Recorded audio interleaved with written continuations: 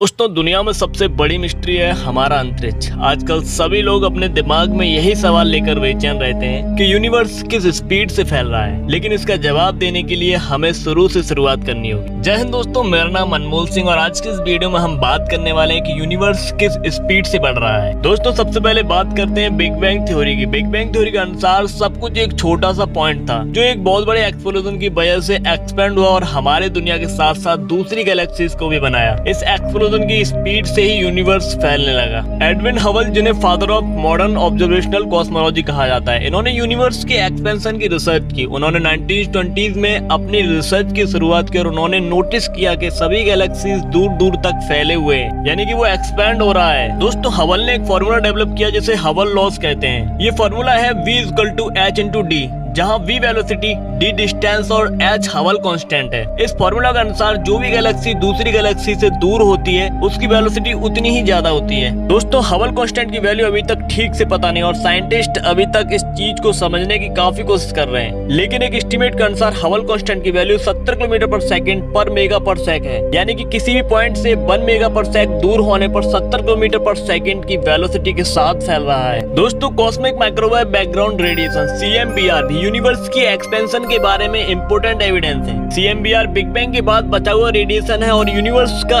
एक सबसे प्राचीन लेयर है। इस रेडिएशन की स्टडी से साइंटिस्ट ने यूनिवर्स की एज और एक्सपेंशन रेट को एस्टिमेट किया है। दोस्तों हम बात करते हैं रेडशिफ्ट। रेडशिफ्ट यूनिवर्स की एक्सपेंशन का एक इम्पोर्टेंट इंडिकेशन है। जब कोई ऑब्जेक्ट एक्सपेंड करता है तो उसकी लाइट वेवलेंथ इंक्रीज होती है, जिससे उसकी फ्रिक्वेंसी कम होती है। ये फ्रिक्वेंसी कम होने की वजह से लाइट का कलर रेड हो जाता है। इस घटना को रेडशिफ्ट कहते हैं और इससे साइंटिस्ट यूनिवर्स के एक्सपेंशन रेट कैलकुलेट करते हैं। दोस्तों साइंटिस्ट ने नोटिस किया है कि यूनिवर्स के एक्सपेंशन रेट की वेरिएशन है और ये वेरिएशन काफी कॉम्प्लेक्स है। ये वेरिएशन के रीजन को समझना बहुत इंपॉर्टेंट है, क्योंकि इससे यूनिवर्स की एज और फ्यूचर का प्रेडिक्शन किया जा सकता है। दोस्तों अब बात करते हैं यूनिवर्स का फ्यूचर। साइंटिस्ट अभी तक इस बात से परेशान है कि यूनिवर्स का फ्यूचर क्या होगा। कुछ साइंटिस्ट कहते हैं कि यूनिवर्स एक्सपेंड करते करते एक पॉइंट तक पहुंच जाएगा और फिर कॉन्ट्रैक्शन शुरू होगा, लेकिन कुछ साइंटिस्ट कहते हैं कि यूनिवर्स की एक्सपेंशन हमेशा के लिए कंटिन्यू रहेगी। तो डार्क मैटर भी यूनिवर्स के एक्सपेंशन के बारे में इम्पोर्टेंट है, क्योंकि इसकी वजह से यूनिवर्स एक्सपेंड कर रहा है। लेकिन डार्क मैटर की नेचर अभी तक साइंटिस्ट को समझ नहीं आ रही है। साइंटिस्ट का मानना है कि डार्क मैटर यूनिवर्स के 27% से भी ज्यादा मास का है और ये काफी कॉम्प्लेक्स चीज है जो इस टॉपिक को इंटरेस्टिंग बनाती है। तो दोस्तों ये थी कुछ चीजें जिनसे हम यूनिवर्स के एक्सपेंशन के बारे में समझ सकते हैं। आई होप दोस्तों आपको ये वीडियो पसंद आई होगी। इस चैनल पर एवरीडे यूनिवर्स से रिलेटेड वीडियो डालता हूँ, आप इस चैनल को सब्सक्राइब कर सकते हैं। मिलते हैं नेक्स्ट वीडियो में।